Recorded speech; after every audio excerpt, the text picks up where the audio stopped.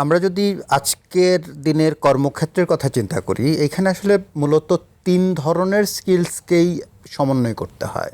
এক তো হচ্ছে যে টেকনিক্যাল স্কিলস, যেই প্রায়োগিক যে দক্ষতাটা, সেটাকে অবশ্যই অর্জন করতে হবে। পাশাপাশি সফট স্কিলসগুলো লাগবে এবং এরও পরে যেটা লাগবে সেটা হচ্ছে ডিজিটাল স্কিলস। এই ৩ ধরনের স্কিলসকে যদি আমরা সমন্বয় না করতে পারি, তাহলে কিন্তু আজকের দিনে আমরা আসলে অচল হয়ে যাব। তো আমি যদি একটু ডিটেলে যাই যে সফট স্কিলসগুলোর কথা, বছর 10 আগে ডিএফআইডি ফান্ডেড একটা প্রজেক্ট ছিল ব্রিটিশ কাউন্সিলের। সেইখানে কোর স্কিলস নামে 21st সেঞ্চুরি কোর স্কিলস নামে একটা ট্রেনিং ছিল। সেইখানে মূলত কয়েকটা কোর স্কিল 21st সেঞ্চুরির জন্য প্রয়োজনীয় কয়েকটা কোর স্কিলের কথা বলা হতো এবং সেই ট্রেনিংগুলো করানো হতো, যেমন critical thinking and problem solving, এটা একটা স্কিল। তারপর হচ্ছে যে কমিউনিকেশন অ্যান্ড কোলাবোরেশন, আরেকটা ধরনের স্কিল।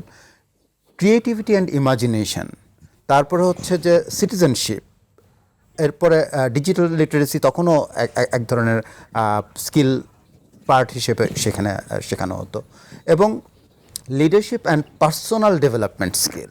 তো এই সবগুলো জিনিসকে যদি আমরা এখন একটু ভেঙে ভেঙে দেখতে চাই, এখানে টিম ওয়ার্ক, তারপর হচ্ছে অন্যের সাথে কিভাবে আমি কোঅপারেটিভলি কাজটা করব, কারণ এই সমাজে বাঁচতে হলে, এই সমাজে বেঁচে থাকার জন্য আমাকে কিন্তু একা একা আমি কোনো কিছুই করতে পারবো না, অন্যের সাথে আমাকে সহযোগিতার মধ্য দিয়ে আমাকে কাজগুলো করে নিতে হবে। এটা যেমন ইন্ডাস্ট্রি সেক্টরে তেমনি সোশ্যাল সেক্টরে বা আমার পার্সোনাল লাইফেও আমাদেরকে সেটা করতে হবে।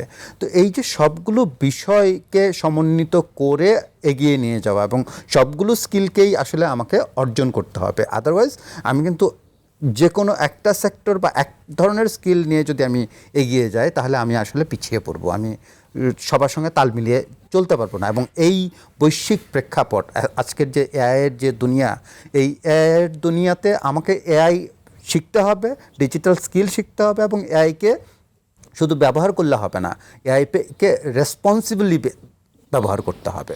আমরা যতক্ষণ পর্যন্ত না এই এআইকে রেসপন্সিবলি ব্যবহার করতে পারবো, ততক্ষণ পর্যন্ত কিন্তু আমার স্কিলস আসলে অর্জন হবে না।